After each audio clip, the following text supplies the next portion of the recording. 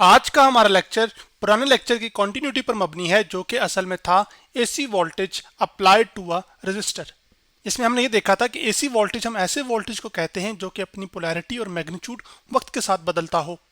फिर उसके बाद हमने प्योर रेजिस्टिव एसी सर्किट्स की बात की थी, जिसमें एक ऐसा सर्किट जिसके अंदर सिर्फ रेजिस्टर कनेक्टेड हो एक एसी सोर्स के साथ, तो आपके पास उस सर्किट को हम क्या कहते हैं, प्योर रेजिस्टिव एसी सर्किट। फिर हमने उस प्योर रेजिस्टिव एसी सर्किट के अंदर जो करंट था उसकी वैल्यू को डिटरमिन किया था, जो कि हमारे पास निकल कर आया था I is equal to I M sine omega t, जिसमें आई एम असल में हमारे पास एम्पलीट्यूड ऑफ करंट था।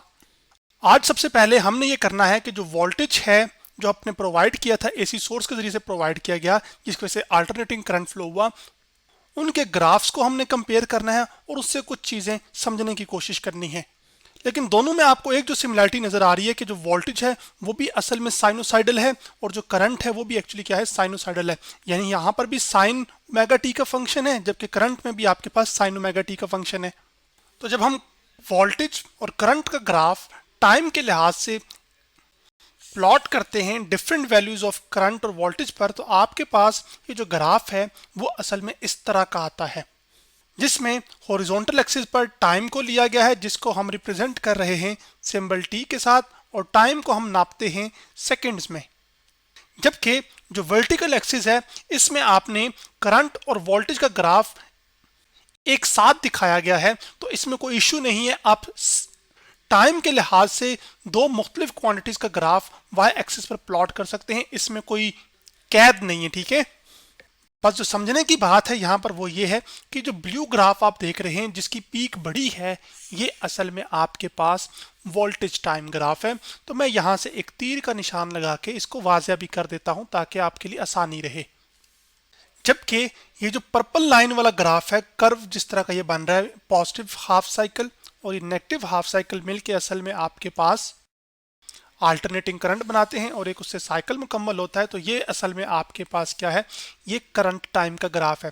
आप कहेंगे यहाँ पर तो ये एंगल्स मेंशन हैं, जबकि प्लॉट हमने टाइम को किया हुआ है, तो असल में हर एक एंगल एक टाइम की वैल्यू को बता रहा है, जो कि हम पहले जानकर आ चुके हैं कि जब थीटा 90 डिग्री होता है तो उस पर जो टाइम होता है एक साइकिल के लिए वो t/4 होता है, 180 पे t/2 होता है, 270 पे आपके पास 3t/4 होता है, जबकि आपके पास एक 360 डिग्री पे जहां पर एक साइकिल मुकम्मल हो जाता है उसके लिए जो टाइम लगता है वो t होता है, और एक साइकिल में जो एंगल कवर होता है वो 360 डिग्री होता है।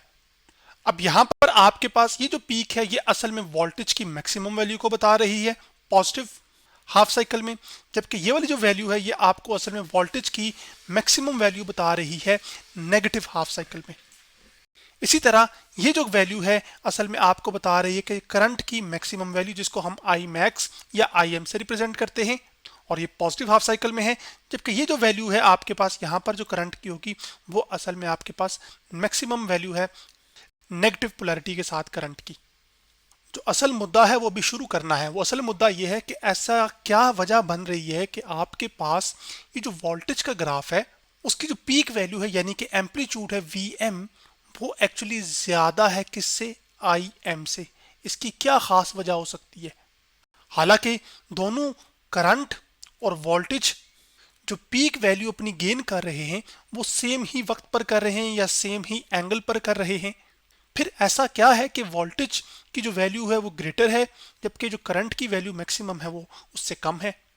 तो उस पूरी बात का जवाब असल में इस जगह में छुपा हुआ है, जो कि हम लास्ट टाइम डिस्कस करके आए थे। मैं ये एक्सप्रेशन यहाँ से कॉपी करके ले आता हूँ ताकि मैं इसको फिर वो, अगर आप इस एक्सप्रेशन पर गौर करें तो जो मैक्सिमम करंट आपके पास हासिल हो रहा है आई एम, वो एक्चुअली किसके बराबर है, आपके पास जो मैक्सिमम वोल्टेज आपने की सोर्स की तरफ से दिया गया है वो, और उसको डिवाइड करना है हमने किसके साथ, जो रेजिस्टेंस आपने लगाई होगी उस सर्किट में।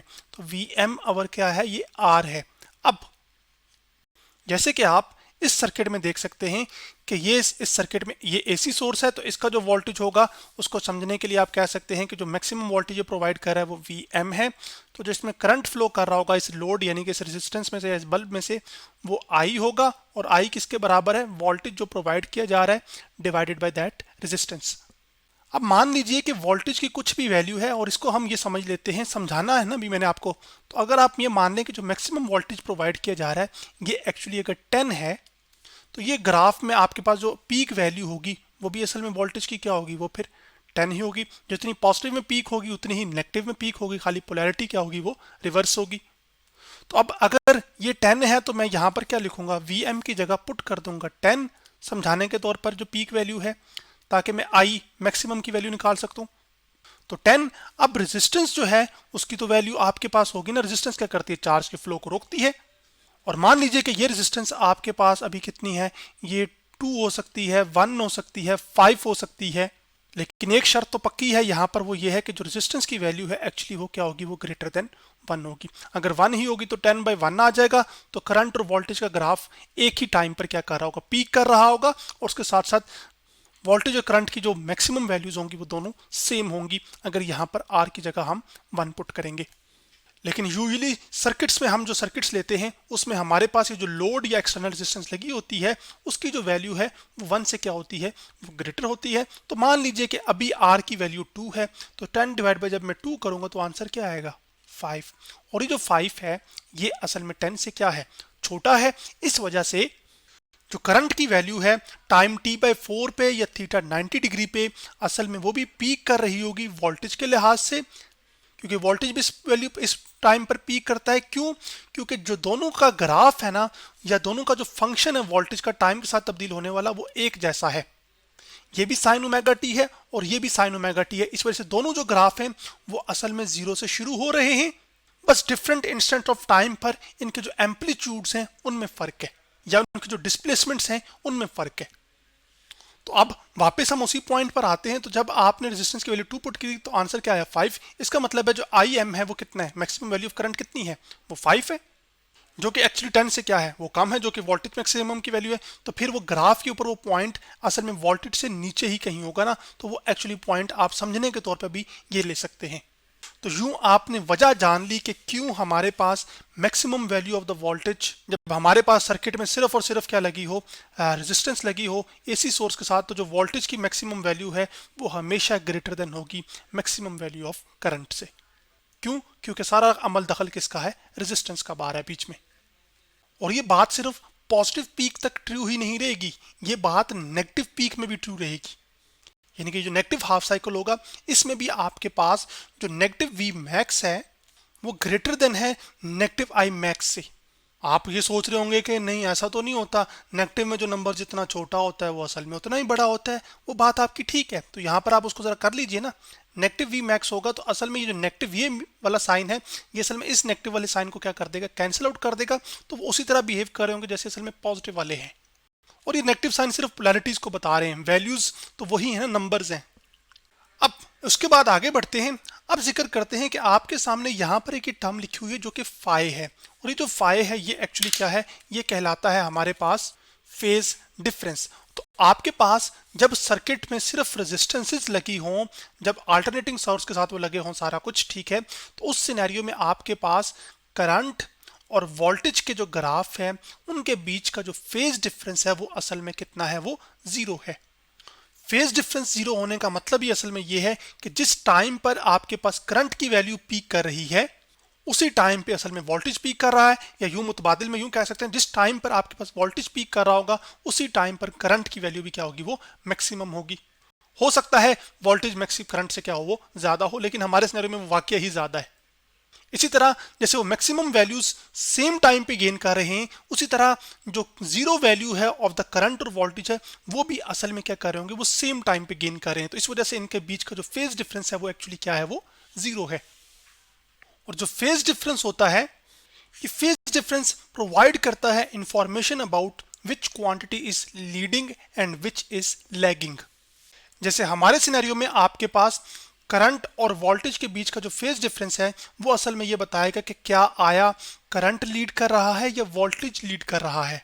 अगर एक क्वांटिटी लीड कर रही होगी तो दूसरी को क्या करना पड़ेगा, लैग करना पड़ेगा। अब फिर सवाल है लीड और लैग क्या होता है, तो आपके पास ऐसी क्वांटिटी या the quantity which attains its positive maximum value before the other, उस क्वांटिटी को असल में हम क्या कहते हैं, लीडिंग क्वांटिटी। तो वो जो लीडिंग क्वांटिटी है वो करंट भी हो सकती है और वो वोल्टेज भी हो सकती है। तो जो लैगिंग क्वांटिटी है वो क्या होगी, ऐसी quantity which attains its positive maximum value later. तो उस क्वांटिटी को हम क्या कहेंगे, लैगिंग क्वांटिटी। ये बात, इसको हम जरा अपने ही ग्राफ के लिहाज से चलते हैं, चीजों को लेकर इससे समझते हैं। अब हमारे पास भी यहाँ पर दो क्वांटिटीज हैं, एक है हमारे पास करंट और एक है वोल्टेज। इस ग्राफ के लिहाज से ये जो फेज डिफरेंस है इनके बीच, वो हमें इंफॉर्मेशन देता है कि कौन लीड करेगा या कौन लैग करेगा।